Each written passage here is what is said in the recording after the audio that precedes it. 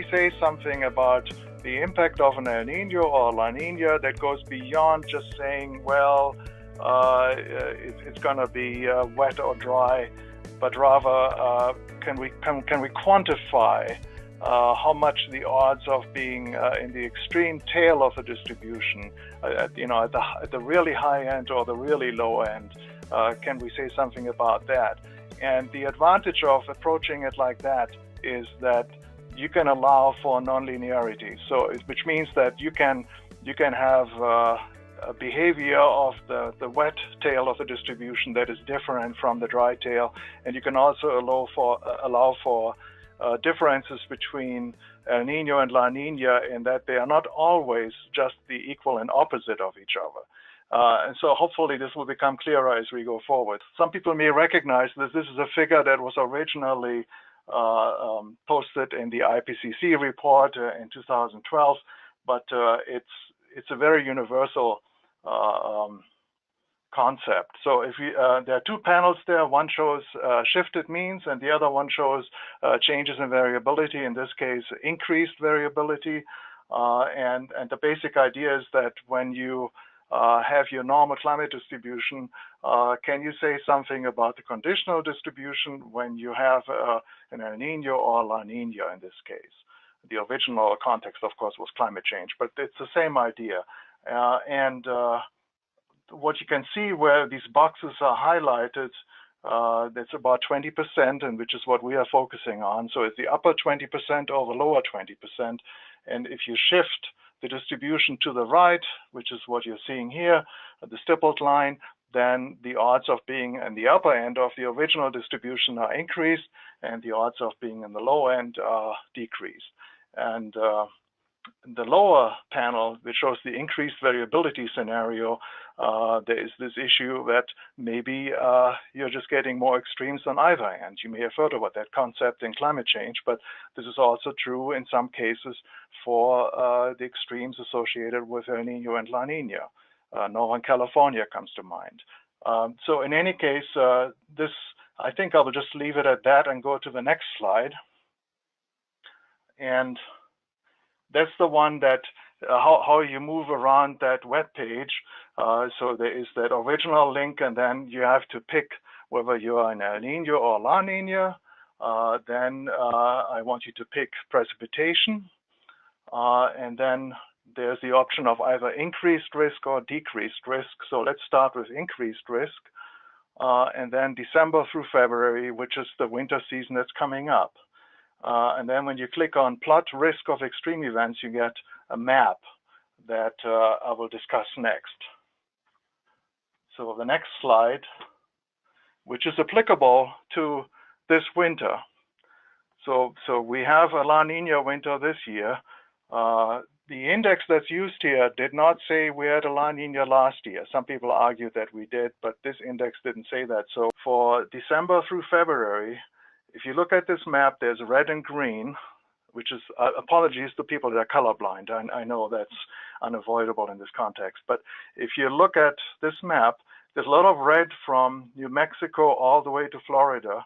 And when it's red like that, that means that there's a doubled risk or even higher. The highest we have is tripled of being dry with a La Nina. And that's already sort of unfolding if you have paid attention. We're getting drier and drier in the south. And on the other hand, the green maps show an increase in the risk or the odds of having a really wet season. And you can actually see that that goes all the way down into Colorado. So in winter, in midwinter, with the first year La Nina, you do get actually better chances of snow or moisture than without it. So that's one. There's something more. There are details on how this is calculated that are also on that web page. This is based on 120 years of data. So this is 1895 to 2014. And by looking at the 20 percentile, we're looking at 24 cases out of 120. And then with an El Nino or La Nina, you're using 20% of those. That's 4.8 or roughly 5. And so when you have an increased risk that's in the darkest color, then you're talking about getting having 9 or 10 of these cases instead of 5. And like I said before, sometimes we get as much as, I think the highest count we have is 13 or 14. So the 20% chance of being either dry or wet for these extreme colors are actually 40% to 60%. So it's not, nothing is 100%, but you have a much bigger risk, if you will, of getting into that phase of the distribution. If we go to the last slide, that shows the decreased risk. So now you're looking at when you have a La Nina or an El Nino, in this case the La Nina, what are the odds that you get a really dry season?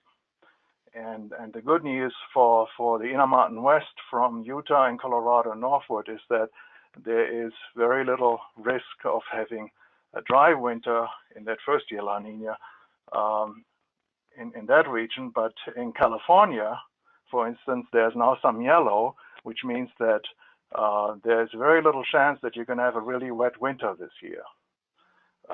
And before then, when we looked at the increased risk, there was no color in California. And you can look at this yourself. But so basically, this kind of discussion lets you look at both ends of the distribution. And so while there is little risk of being really wet or really dry in California with an El Nino, you also have a decreased risk of getting really dry. Well, yeah, there's a small risk of that type. I know this is all very complicated, but I figured I'll put this up so that on this web page you can look at both the increases in risk and the decreases for both phases of ENSO, and of course all through the year.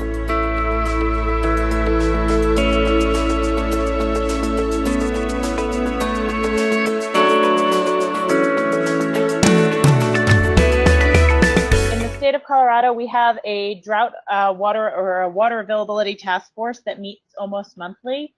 This is that was put into place by the governor back in the 80s and still remains today. It's the drought monitoring arm for the state of Colorado for monitoring drought. 9 out of every 10 years in the state of Colorado, some portion of our state experiences some level of drought.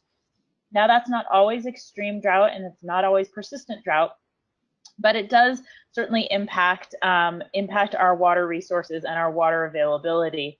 And depending on the seasonality of that drought, we have to change our operating practices or our decision-making processes to ensure that we have adequate water supplies for our end users, be it municipalities or ag or what have you.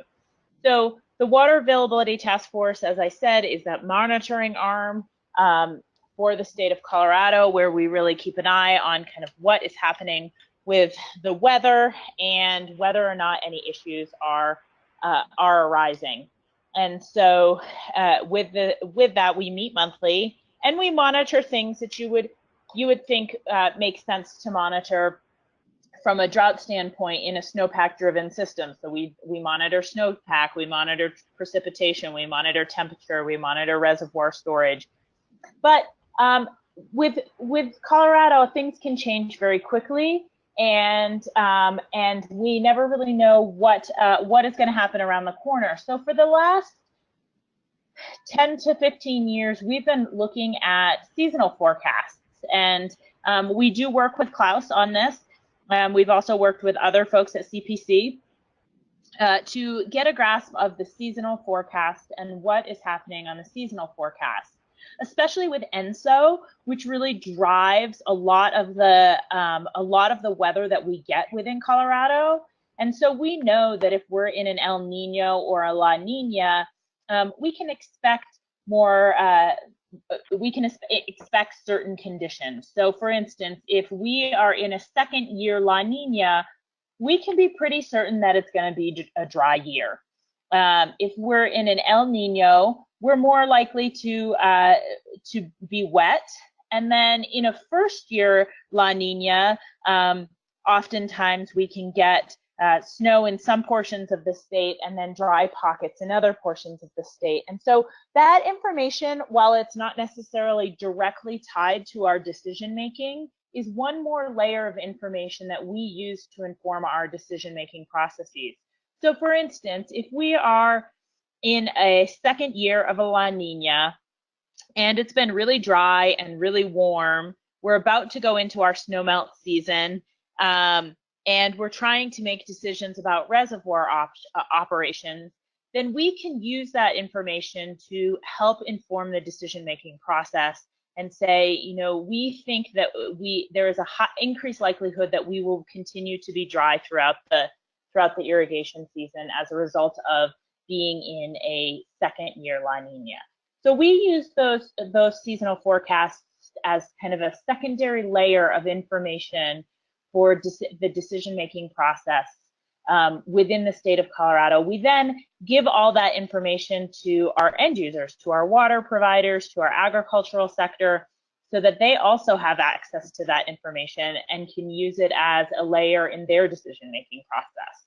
And we've gotten a lot of feedback over the last 10 to 15 years that this information is very helpful in informing that decision-making process, and is often used as kind of just that threshold piece of information. It may not be one of the indicators that decisions are directly tied to, but when you just feel like you need that extra push of information, this has been really helpful information. Klaus also often gives us a kind of a historical analysis on how ENSOs have performed in the past, and that can help inform the decision-making process as well. So it's not just kind of the forward-looking piece of it, but also that historical look at this is how ENSO has performed in the past, and these are some of the pieces that may influence and affect how it performs in the future. And so that's how we use it from a user standpoint. We do find the information valuable. We do get asked for it from our providers, and we feel like it adds value to our overall monitoring process.